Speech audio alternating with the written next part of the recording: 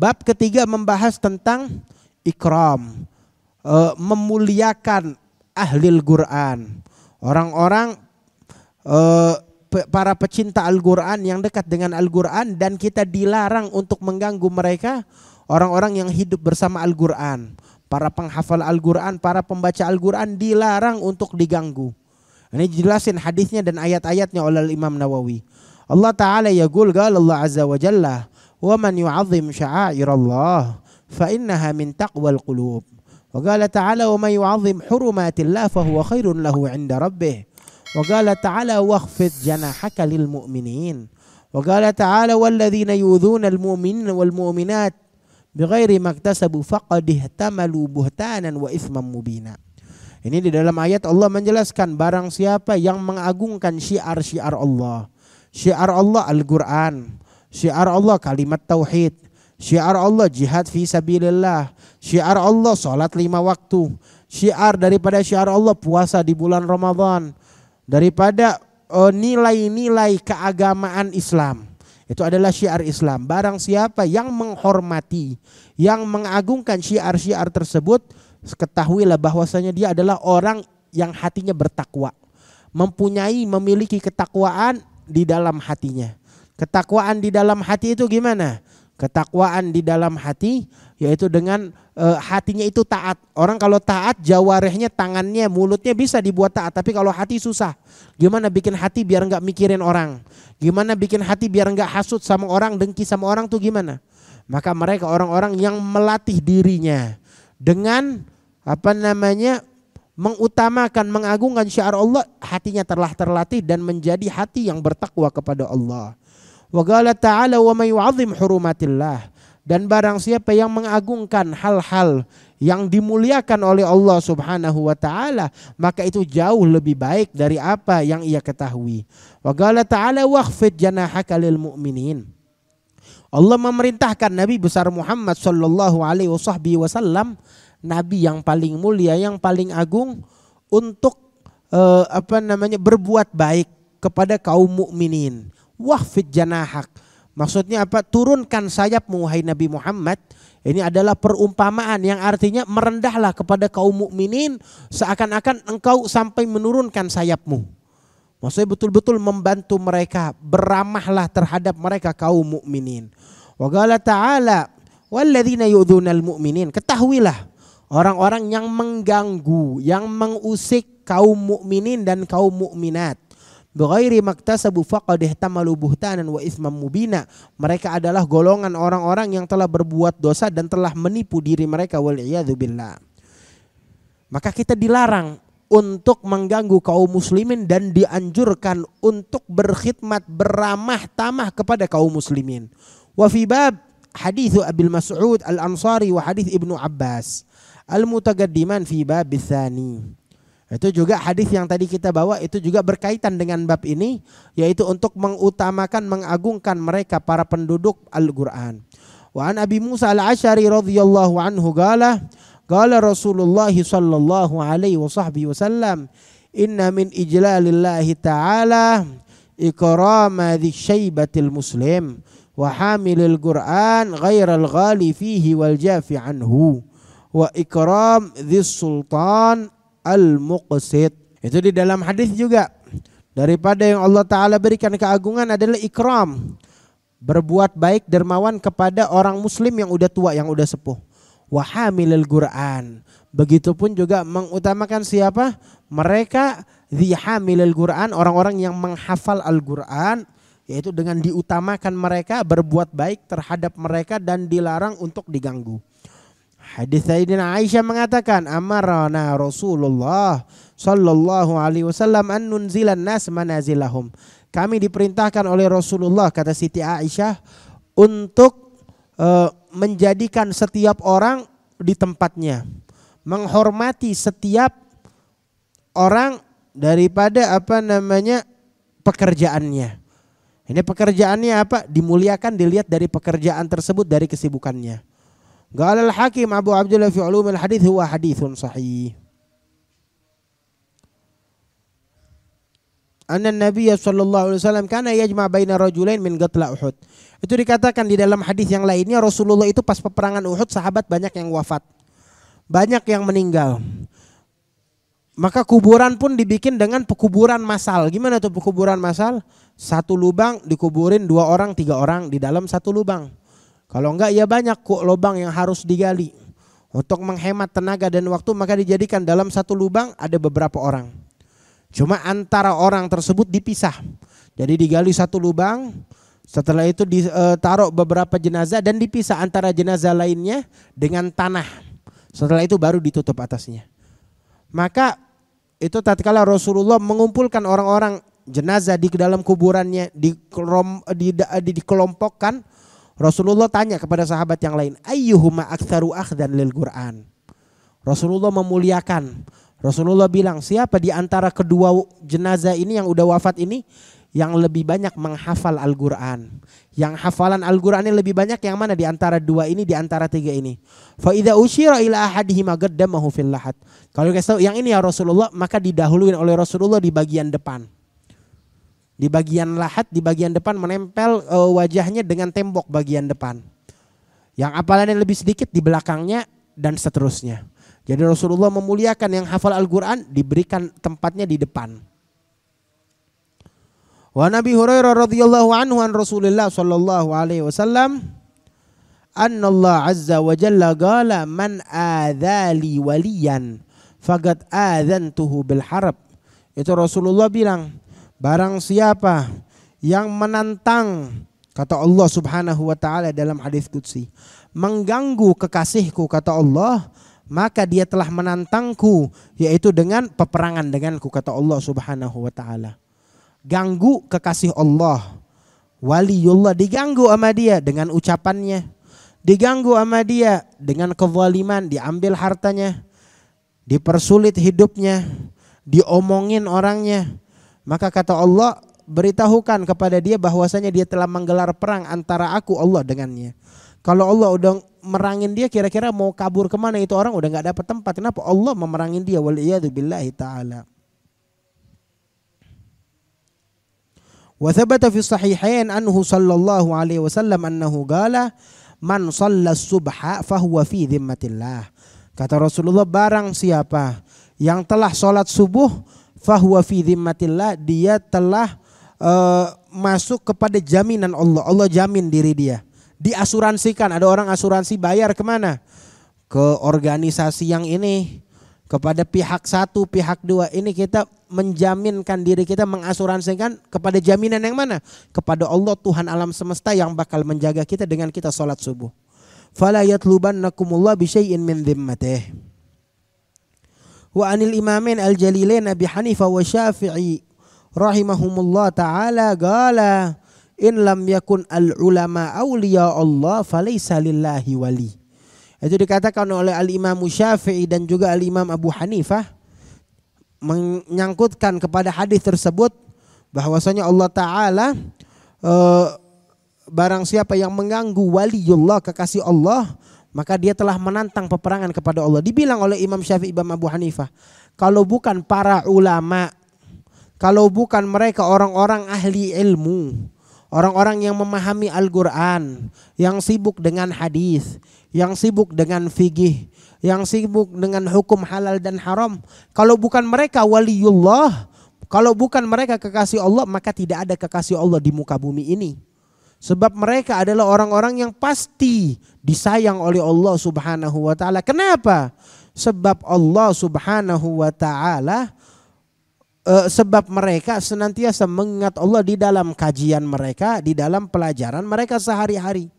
Wa qala al-Imamul Hafidz Abul Qasim Ibnu Asakir rahimahullah ta'ala, i'lam ya ahi, i'lam ya akhi, waffaqana Allah wa iyyak limardatih wa ja'alana mimman yakhshahu wa yattaqi haqqa tuqatih anna luhumal ulama masmuma. Ketahuilah wahai saudaraku. Siapa yang bilang? Imam Ibnu Asakir, bahwasanya anna luhumal ulama masmumah, daging para ulama itu daging mereka beracun.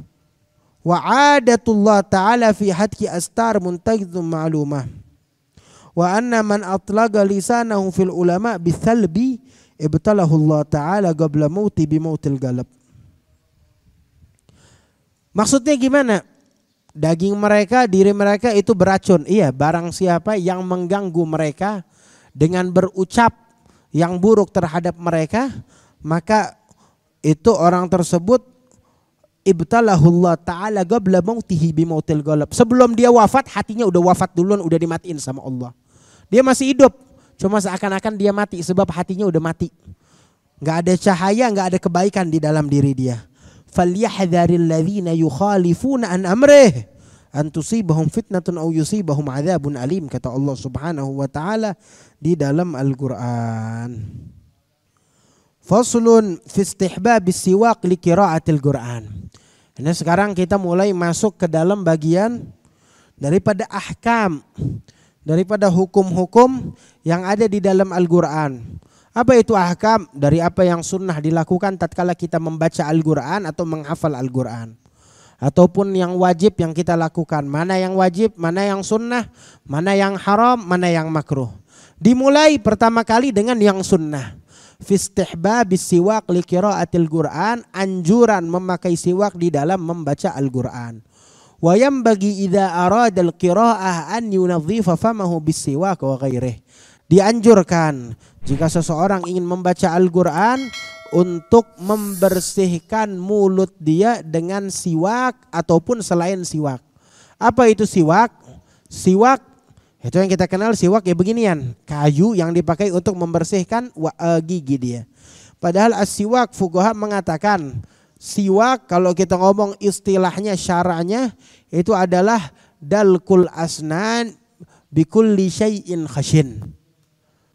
Yaitu adalah menggosok gigi dia dengan segala benda yang benda tersebut kasar dan padat. Dengan apapun, cuma martabat yang paling afdal siwak adalah kayu arok. Apa itu kayu arok ini? Ini siwak yang kita kenal yang dijual-jual, bang beli siwak. Itu ada namanya kayu arok. Kenapa dinamain siwak? Ya pekerjaannya, sunnahnya dibilang siwak. Maka akhirnya alatnya juga dinamain siwak. Kayu arok tersebut, ini yang kita bilang dengan siwak.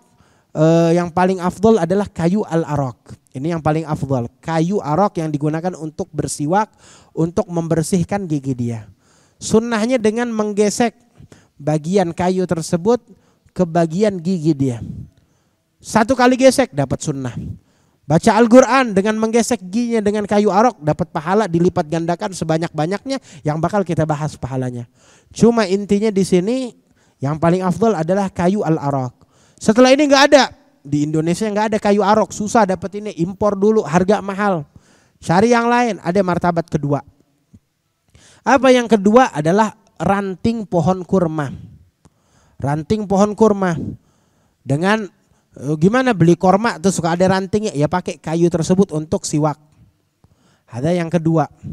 Martabat setelah pohon kurma adalah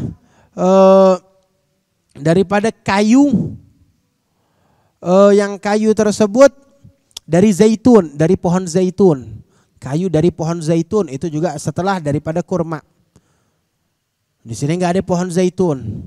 Selain itu yang ketiga martabat. Martabat berikutnya kayu apapun atau bukan kayu, sesuatu tersebut kasar dan padat bisa untuk menggosok. Dzu raihatin thayyibah, yang bisa kalau ada aroma yang harumnya sedikit. Yang ada aromanya kayak apa namanya? Kayu manis kali kalau ada aromanya, ataupun kayu-kayu lainnya rantingnya yang bisa dipakai yang ada wangian, itu juga baik, boleh dipakai. Wah, yang terakhir yang enggak ada wangiannya kayu apapun atau enggak mesti kayu.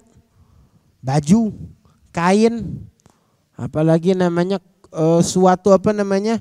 Mungkin dia bikin kulit, semacam kulit untuk dipakai, ataupun intinya benda tersebut padat dan kasar bisa untuk mengangkat kotoran. Ada digunakan di dalam mulut dia, udah menjadi martabat siwak. As-siwak. Wa yanbaghi idza arada al-qira'ah an yunadhdhifa mahu bis-siwak wa ghairihi.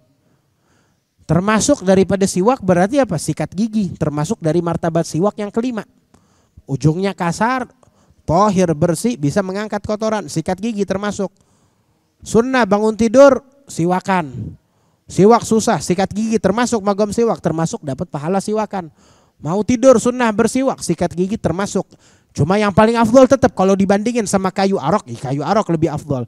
Tapi bukan berarti nggak ada kayu arok berarti dia nggak siwak. Sikat gigi juga termasuk daripada sunnah siwak tersebut.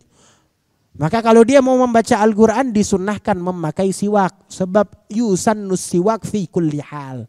Dianjurkan memakai siwak, disunnahkan setiap saat sunnah. Kapan aja dia mau pakai sunnah. Wa yata'akkad dan lebih diafdolkan, diutamakan tatkala mau sholat, tatkala mau tidur, bangun tidur, inda taghayyur raihatul fam, tatkala mulut dia ada perubahan bau aroma, dan juga tatkala membaca Al-Quran. Mau ngaji baca siwak, mau belajar baca siwak, masuk masjid pakai siwak semua. Wal ikhtiyar fi siwak an yakuna bi'udin min arak. Tuh yang paling afdal adalah dengan kayu arak.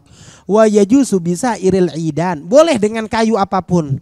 Wa bikulli ma yunadhaf. Bahkan dari apapun yang dia bisa membersihkan. Gak mesti kayu.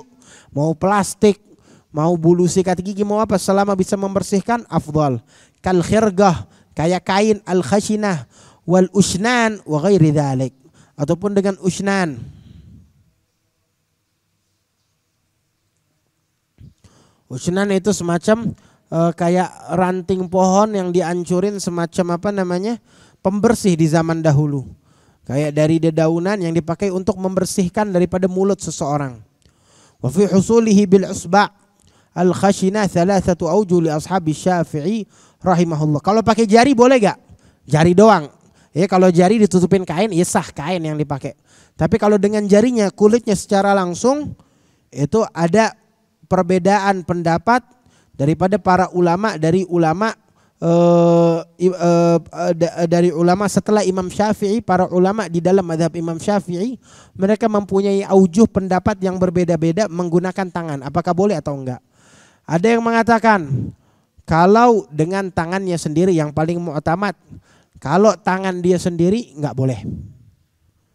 Kenapa enggak boleh? Sebab ini nyambung dengan tubuh dia. Seakan-akan dia enggak memakai apapun, maka enggak diperbolehkan. Maksudnya enggak dihitung dia memakai siwak. Tapi kalau dia memakai jari dia yang sudah terputus, dia pakai, kalau itu sudah terputus boleh digunakan. Ataupun jari orang lain juga diperbolehkan selama orang tersebut meridhoi. Itu dalam pendapat daripada aujuh yang mu'tamad.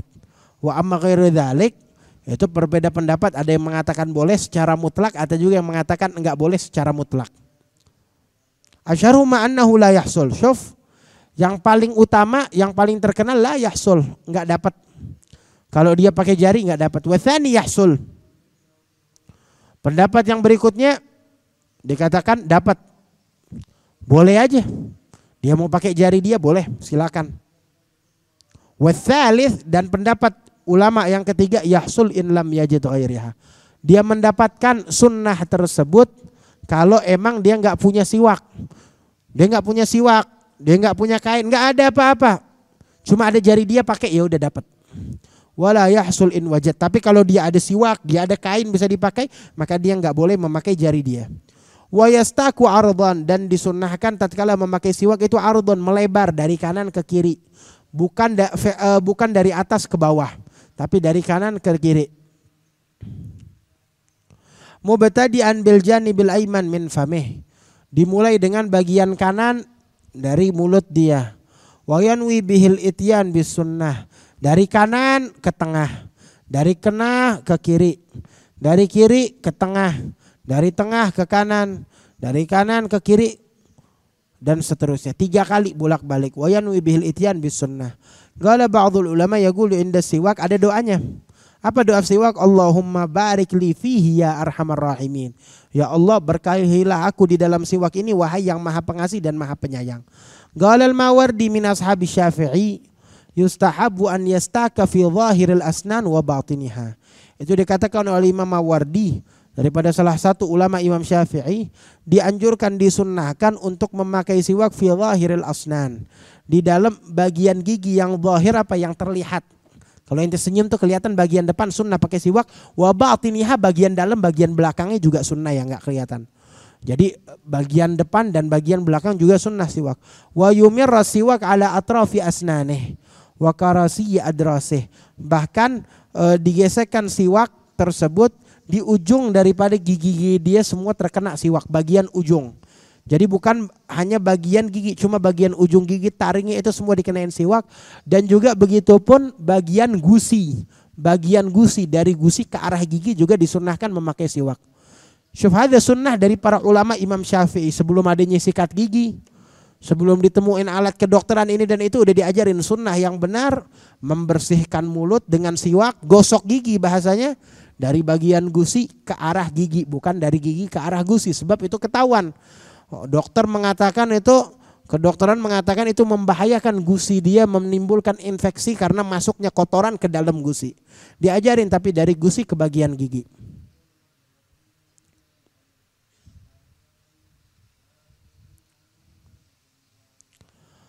Wasagfi halgi, begitupun juga digosok dengan siwak bagian langit-langit mulut dia. Imraran rafiq, cuma bagian mulut ya perlahan-lahan, bukan dengan kasar siwakannya. Galu wayam bagi an yastaka bi'udin mutawassitin. Kalau dia pakai siwak dengan kayu, jangan yang terlalu besar tapi yang menengah, enggak kecil enggak besar. La syadidil yabusa, begitupun enggak yang kayu tersebut, siwak tersebut betul-betul basah. Betul-betul basah, betul-betul lembab sampai cair, sampai berair, sampai bau. La. Wala syadidir rutubah. La syadidil yubusa, enggak terlalu kering sampai melukai gigi dia, dan juga enggak terlalu basah, enggak terlalu lembab daripada kayu tersebut. Fa in ishtadda yubsuhu layyanahu bil ma. Kalau dapat siwak tapi terlalu kering, siwaknya kering, udah kering, basahin dengan air, ada air ente basahin, dicuci ujungnya supaya lunak dan lebih lembut. Wala ba'sa biistimal siwa ghairihi biidnih.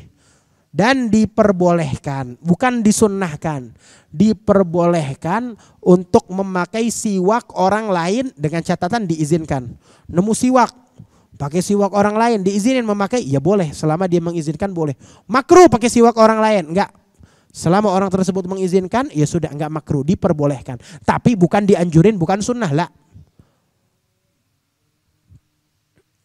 Kalau orangnya orang soleh, ya silakan mengambil keberkahan dari orang soleh tersebut. Jorok begini dan begitu, ya udah, nggak ada yang nyuruh, nggak ada yang ngomong itu sunnah, nggak ada yang ngomong itu wajib.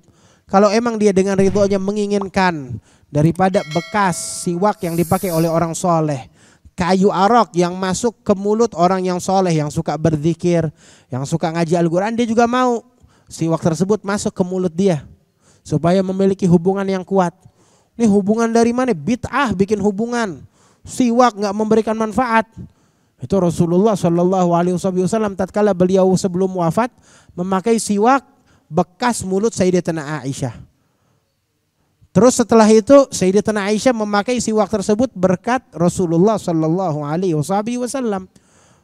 Sahabat ngelihat, nggak ada yang bilang itu bid'ah, itu ini dan itu, selama diizinkan. Selama saling meridhoi satu sama lain, maka enggak ada yang makruh, bahkan disunnahkan, dianjurkan oleh Rasulullah, diajarkan oleh Rasulullah sallallahu alaihi wasallam. Dengan catatan siwaknya dari mulut orang soleh. Kalau dari mulut orang-orang yang suka berghibah wal iyadzu billah, yang ada malah ketularan ghibah, ketularan maksiat wal iyadzu billah. Wa amma idza kana famuhu najisan bidamin aw ghairihi fa innahu yukra lahu qira'atul Qur'an qabla ghaslihi wa hal tahrum qala ar-Ruyani min ashabi Syafi'i radhiyallahu anhu an walidi yahtamil wajhain. Ada pertanyaan, dikatakan kita dianjurkan tatkala membaca Al-Qur'an membersihkan mulut dengan siwak. Seandainya di mulutnya ada najis daripada darah, mulutnya luka, gusinya luka berdarah, apakah tetap boleh orang tersebut baik najis dengan darah atau enggak dengan darah, bernanah atau ada luka atau gimana di mulutnya ada najis, apakah boleh dia membaca Al-Quran sedangkan di mulutnya membawa najis, melantunkan lisannya, melantunkan ayatullah yang agung, yang suci, yang mulia, tapi ada najis, apakah diperbolehkan? Kalau dia udah cuci ya pasti boleh, dicuci, dibersihin, mulutnya tahir. Tapi ini belum nyuci, masih ada najisnya, boleh atau haram? Halal atau haram, boleh atau enggak? Itu Imam Royani itu mengatakan bahwasanya para ulama dari mazhab Imam Syafi'i itu mengambil hal-hal tersebut, hukum tersebut dengan dua wajah, yaitu ada yang mengatakan boleh, ada yang mengatakan nggak boleh, kecuali kalau udah dibasuh, udah dibersihkan. Jadi dua pendapat ulama dari Imam Syafi'i, yaitu ada yang mengatakan yang memperbolehkan, ada juga yang mengatakan nggak boleh, haram, kecuali kalau udah dibasuh mulut orang tersebut dan disucikan. Faslun wa yustahabbu an yagrawahu ala taharah fa in qara'a muhditsan jaza bi ijma'il muslimin wal ahadits fihi katsiratun ma'rufah. Disunnahkan, dianjurkan bagi seseorang yang ingin membaca Al-Qur'an ala taharah, dia baca Al-Qur'an dalam keadaan taharah, memiliki wudu, dalam keadaan taharah, enggak ada hadas, baik hadas kecil atau hadas besar. Itu sunnah. Fa in qara'a muhditsan, seandainya dia membaca Al-Qur'an dalam keadaan hadas kecil, bukan hadas besar. Hadas besar haram membaca Al-Qur'an. Seandainya dia dalam keadaan hadas kecil, bangun tidur dari kamar mandi, dari toilet, habis buang hajat, dia baca Al-Qur'an dalam keadaan belum wudu, baca bukan memegang Al-Qur'an. Haram kalau dia memegang Al-Qur'an tanpa wudu, la yamassuhu illal mutahharun, enggak ada yang menyentuh Al-Qur'an melainkan yang udah bersuci. Ini dia membaca dengan hafalan dia, dengan melihat ada tulisan di masjid, qul a'udzu birabbin nas, ayat kursi, dia baca, atau dengan hafalan dia, atau dengar orang baca dia ikutin baca, melantunkan Al-Qur'an, atau baca Fatihah bersama-sama, baca Yasin bersama-sama dalam keadaan tidak memiliki wudu, dalam keadaan berhadas. Apakah boleh? Jaza bi ijma'il muslimin. Ini yang sepakat memperbolehkan bukan hanya ulama tapi kaum muslimin semuanya sepakat. Ulamanya bukan ulamanya, semua sepakat bahwasanya hal tersebut diperbolehkan membaca Al-Qur'an dalam keadaan tanpa wudu. Membaca bukan memegang, yaitu dengan hafalan atau dengan contoh-contoh lainnya. Wal ahadits fihi katsiratun ma'rufah. Hadisnya banyak, hadisnya ma'ruf yang membawa zikir-zikir tersebut dan hadis-hadis tersebut. Qala Imamul Haramain wala yugalu irtakaba makruhan bal huwa tarikun afdal. Terus hukumnya apa kalau dia baca Al-Qur'an tanpa wudu? Ini masalah yang tadi kita bilang, baca bukan memegang. Hukumnya apa? Itu kata Imamul Haramain, beliau katakan, apakah ini berarti dia melakukan hal yang makruh? Enggak, dia enggak melakukan hal yang makruh. Apa itu hal yang makruh? Ada yang wajib. Hal yang wajib yang kita lakukan mendapat pahala, kalau ditinggalin hal yang wajib mendapatkan dosa. Kayak sholat 5 waktu. Ada lagi hukum yang namanya haram. Apa itu yang haram? Yang kalau kita lakukan mendapatkan dosa, yang kalau kita tinggalin dapat pahala. Ada lagi yang namanya mubah. Kalau dia tinggalin gak berdosa, kalau dia lakukan juga gak dapat pahala. Kayak apa? Orang yang makan roti setiap hari, dia mau makan roti dapat pahala apa enggak? Ya enggak. Kecuali kalau ada niatan di dalam makanan yang dia makan, ada mubah. Ada lagi sunnah. Kalau dia lakuin dapat pahala, dia tinggalin gak berdosa. Cuma kalau dilakuin dapat pahala tambahan. Sunnah banyak, anjuran-anjuran. Ada lagi makruh. Apa itu makruh? Kalau dia lakuin dia gak dapat pahala. Tapi kalau dia tinggalin dia mendapatkan pahala. Dia lakuin gak dapat pahala, berdosa enggak juga. Cuma kalau dia tinggalin dia mendapatkan pahala karena meninggalkan hal tersebut. Wala yugal, enggak dikatakan orang yang membaca Al-Qur'an tanpa wudu dengan keadaan hadas berarti melakukan yang makruh. Enggak, dia enggak melakukan yang makruh. Aturan dia jangan begitu, enggak, dia enggak melakukan yang makruh. Bal huwa tarikun lil afdal, tapi dia meninggalkan yang lebih utama, yang lebih afdal. Yang afdal, yang utama, yang istimewa biar pahalanya lebih banyak dia pakai wudu supaya pahalanya berlipat ganda. Cuma dia enggak pakai wudu, berarti dia melakukan sesuatu yang salah? Enggak, boleh juga, dapat pahala juga, cuma yang lebih afdal kalau dia memiliki wudu. Fa in lam yajidil ma tayammam. Enggak ada air Habib mau wudu, ya udah tayammum niat untuk melakukan daripada membaca Al-Qur'an. Wal mustahadha fi zaman al mahkum bi annahu tuhurun hukmuha hukmul muhdits. Begitupun wanita dalam keadaan istihadhah. Tatkala dia dihukumi dalam keadaan suci, maka hukumnya seperti orang yang muhdits memiliki hadas. Silakan baca Al-Quran tanpa memegangnya. Kalau mau megang, ya wudhu dulu, membersihkan dulu dengan cara-cara, tata cara yang diajarkan bagi mereka yang istihadah. Wa amal junub wal haid, kalau orang yang dalam keadaan junub hadas besar ataupun wanita dalam keadaan haid, fa innahu yahrumu alaihi qiraatul Qur'an. Diharamkan bagi mereka golongan tersebut untuk membaca Al-Qur'an. Siapa? Yang memiliki hadas besar dari keadaan junub ataupun wanita yang haid. Sawa'un kana ayatan aw aqalla minha, bahkan satu ayat aja enggak boleh. Jangankan satu ayat, setengah ayat enggak boleh dia baca dari Al-Qur'an. Wa yajuzu lahuma ijra'ul Qur'an ala qulubihima min ghairi talaffudhin bih. Tapi boleh orang tersebut yang junub sama haid membaca Al-Qur'an di dalam hati tanpa lafaz, tanpa suara, dalam hati. Dia membaca Al-Qur'an dalam hati dia. Bisa baca Al-Qur'an dalam hati perlahan-lahan tanpa ada suara di mulut dia. Boleh, diperbolehkan. Wa yajuzu lahuman nazar fil mushaf. Bahkan ngelihat ke Al-Qur'an boleh, bukan megang, ngelihat. Ada yang bukain Al-Qur'an, dia ngelihat. Atau ada tulisan Al-Qur'an besar, dia lihat, boleh. Membaca dalam hati sambil melihat, boleh. Wa imra'uruhu 'alal qalb, dibaca dalam hati. Wa ajma'al muslimun 'ala jawazit tasbih wat tahlil. Bahkan orang tersebut, wanita yang haid dan lelaki ataupun wanita dalam keadaan junub hadas besar, boleh untuk bertasbih, untuk bertahlil, untuk bertahmid, untuk bertakbir, berzikir, sholawat diperbolehkan. Yang enggak boleh hanya membaca Al-Qur'an. Qala ashabuna wa kadza idza qala li insan hudhil kitaba biquwah wa qasada bihi ghairal Qur'an fahuwa jaiz. Kalau dia membaca mengucapkan ucapan yang ada di dalam Al-Qur'an, tapi niatnya bukan Al-Qur'an, niatnya emang mengucap ucapan tersebut. Kayak apa? Hudhil kitaba biquwah. Ada ayat di dalam Al-Qur'an, khudil kitab biquwah, yang artinya ambil kitab ini, ambil buku ini, ambil catatan ini dengan dengan kekuatan, dengan bersungguh-sungguh.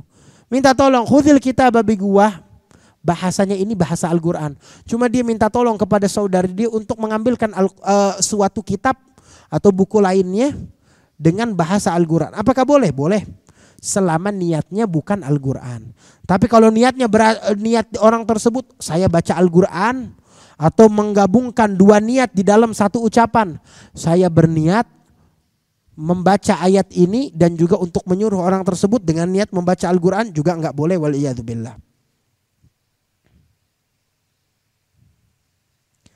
Kayak contoh lainnya membaca innalillahi wa inna ilaihi raji'un.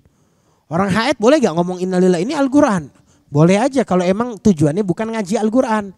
Tujuannya ada musibah, ada yang meninggal, ada yang wafat, ada musibah ini dan itu, dia mengucapkan ucapan tersebut, iya tidak apa-apa. Ucapan tersebut memang ada dalam Al-Qur'an, cuma niat dia bukan membaca Al-Qur'an. Qala ashabuna al-khurasaniyun wa yajuzu an yaqula inda rukubid dabah. Bahkan boleh orang perempuan wanita yang haid atau lelaki dalam keadaan junub yang memiliki hadas besar naik motor, naik mobil, naik kendaraan, naik tunggangan, baca doa nunggang, doa naik ke atas tunggangan yang ada dalam Al-Qur'an apa? Subhanalladzi sakhkhara lana hadza wa ma kunna lahu muqrinin. Ini Al-Qur'an, tujuannya kan untuk berlindung. Tujuannya membaca doa, diperbolehkan. Wa indan doa Rabbana atina, dia baca doa perempuan haid, Rabbana atina fid dunya hasanah wa fil akhirati hasanah wa qina adzabannar, selama dia enggak tujuan dia doa bukan Al-Qur'an, diperbolehkan. Para ulama juga memperbolehkan, itu Habib Umar bilang, boleh wanita yang haid penghafal Al-Qur'an. Itu para penghafal Al-Qur'an itu harus murojaah Al-Qur'an. Sekarang kasihan wanita yang datang bulan, dia lagi ngafalin Quran, setiap hari harus ngulang tuh minimal 5 juz. Datang bulan 7 hari sampai 15 hari, bisa lupa hafalan dia. Apakah boleh dia mengulang-ulang Al-Quran? Tujuannya adalah untuk mengkuatkan hafalan dia. Tujuannya adalah bukan untuk mengaji, yaitu dengan mencari ibadah, cuma untuk menjaga hafalan dia. Maka banyak ulama yang memperbolehkan. Boleh, silahkan. Selama tujuannya bukan mengaji, tapi tujuannya adalah untuk menguatkan hafalan. Begitu juga membaca Al-Quran yang ada di dalam zikir. Wiritan, setiap hari zikirnya dia, wiridnya dia, berlindungnya dia. Membaca wiridul latif. Wiridul latif ada qul huwallahu ahad. Ada ayat-ayat Al-Quran, boleh dibaca selama emang udah kebiasaan dia, wiritan dia menjaga daripada membaca zikir-zikir penjagaan yang di situ ada Al-Quran, diperbolehkan selama tujuannya adalah untuk berlindung, untuk membaca doa, maka diperbolehkan. Qala Imamul Haramain, fa in qala al-junub bismillah awil hamdulillah fa in qasada al-qira'ah asa. Dikatakan oleh Imam Haramain, seandainya orang yang dalam hadas besar membaca bismillah, alhamdulillah, cuman niatnya dia membaca Al-Quran, maka hukumnya haram, dia telah berbuat dosa. Wa in qasada dzikir, tapi kalau tujuannya adalah berzikir, aulam yaqsi syai'an, atau dia enggak ada tujuan, dia bilang aja bismillah, alhamdulillah, enggak berdosa. Wa yajuzu lahu ma qira'a ma nusikhat tilawatuhu. Boleh juga orang yang dalam keadaan junub, dalam hadas besar, membaca Al-Quran, cuma Al-Qurannya yang udah dihapus bacaannya. Itu Al-Quran ada ayat-ayat yang udah dihapuskan oleh Allah Subhanahu wa ta'ala. Dulu ayatnya ada, tapi setelah itu dihapuskan. Ada yang dihapuskan, hukumnya ayatnya tetap ada. Ada yang dihapuskan, bacaannya, hukumnya tetap ada. Ada yang dihapuskan semuanya. Bacaannya dihapuskan, hukumnya juga dihapuskan. Salah satu ayat yang dihapuskan adalah ayat yang ada di surat An-Nur tentang perzinaan yang berbunyi asy-syaikhu wasy-syaikhatu idza zanaya farjuhuma nakalam minallah wallahu azizun hakim. Orang lelaki yang sudah tua dan wanita yang sudah tua, jika melakukan perbuatan zina, tetap harus dihukum dengan rajam apapun umurnya, selama itu adalah hukum dari Allah Subhanahu wa ta'ala. Hukumnya masih ada, tapi ayatnya udah gak ada, dihapuskan. Maka ini adalah ayat tersebut kalau dia baca dalam keadaan junub, dalam keadaan hadas besar, diperbolehkan. Kenapa? Sebab ayatnya emang udah gak ada, udah bukan Al-Quran, diperbolehkan dibaca. Dan ayat-ayat lainnya yang udah dihapuskan. Wa hakadha wallahu a'lam.